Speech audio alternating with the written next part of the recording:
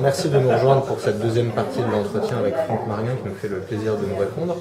Vous avez utilisé des termes qui m'ont fait penser à la différence entre l'oikos et la climatistique chez Aristote, donc l'économie au service de l'homme et l'économie au service d'elle-même finalement.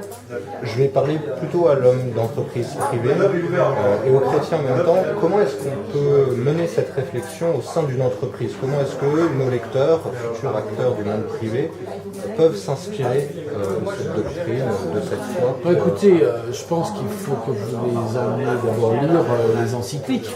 Je pense que ça, vous allez avoir très rapidement la réponse à votre question. C'est-à-dire qu'en fait, si vous voulez, je le vois bien dans la société mutualiste, j'allais dire juridiquement, une société composée de sociétaires n'a pas la même manière de gérer son futur qu'une société composée uniquement d'actionnaires.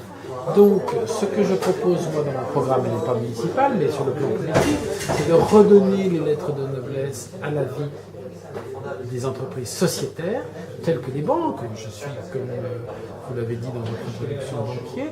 3/4 du système bancaire en France est encore un système sociétaire. C'est les banques populaires, le crédit mutuel, les caisses d'épargne et le crédit agricole.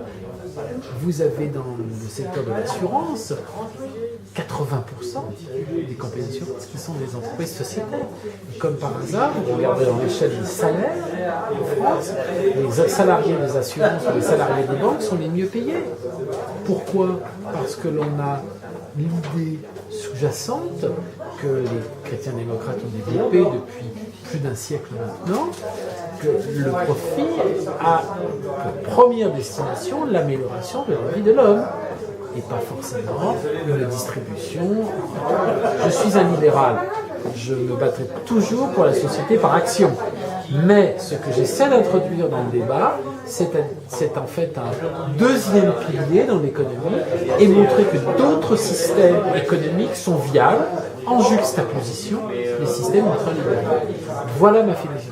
Voilà ce que je peux dire à vos lecteurs qui rentrent dans le monde de l'entreprise. Alors, deux dernières questions pour ne pas vous prendre trop de temps.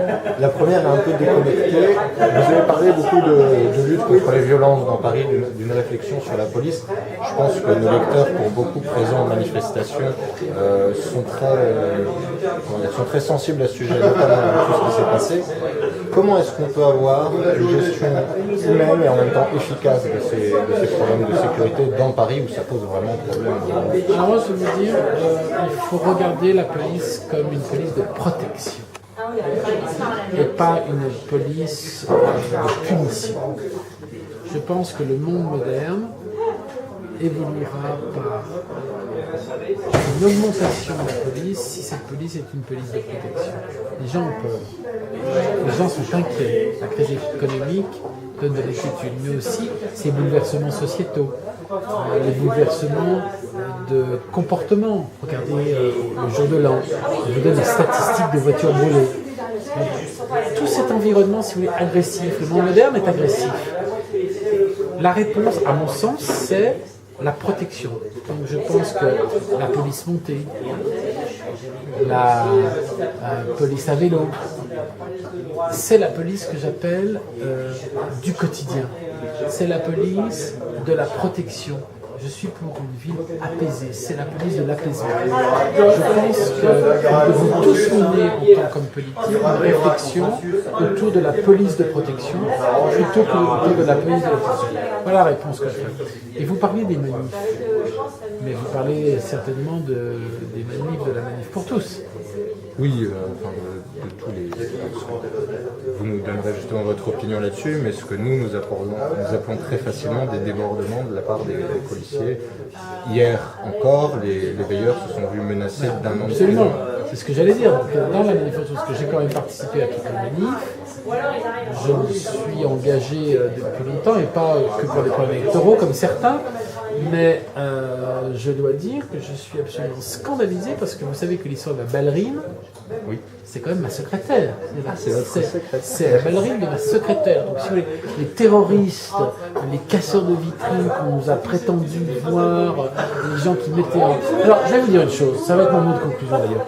si cette manif pour tous et les gens qui la composent mettent en cause la stabilité de la République, je vais vous dire une chose, c'est que la République de M.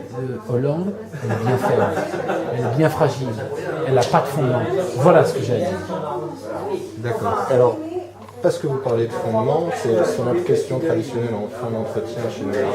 Je voudrais vous demander, mais très librement, quelles seraient vos références, des penseurs, des gens que vous aimeriez conseiller à la jeunesse pour qu'elle se forme, pour qu'elle apprenne à changer ou du moins à mieux vivre dans la cité. Schuman. Schuman. C'est pour moi le grand homme politique qui a compris à la fois la nécessité de l'identité des nations et à la fois la nécessité du vivre ensemble. C'est un garçon qui a vécu à la frontière, qui a parlé plusieurs langues de manière naturelle, chrétien, très engagé et qui a été capable de réconcilier les peuples. C'est pour moi mon modèle. Donc je vous engage à dire aux jeunes, apprenez, lisez, vivez chez vous. Je vous remercie beaucoup Franck Marguin. Je vous propose de nous retrouver le samedi 25 mai, la veille de la grande manifestation du 26, au Carré Parisien à partir de 20h. Vous pourrez apprendre à découvrir davantage l'homme et le programme de Franck Marguin.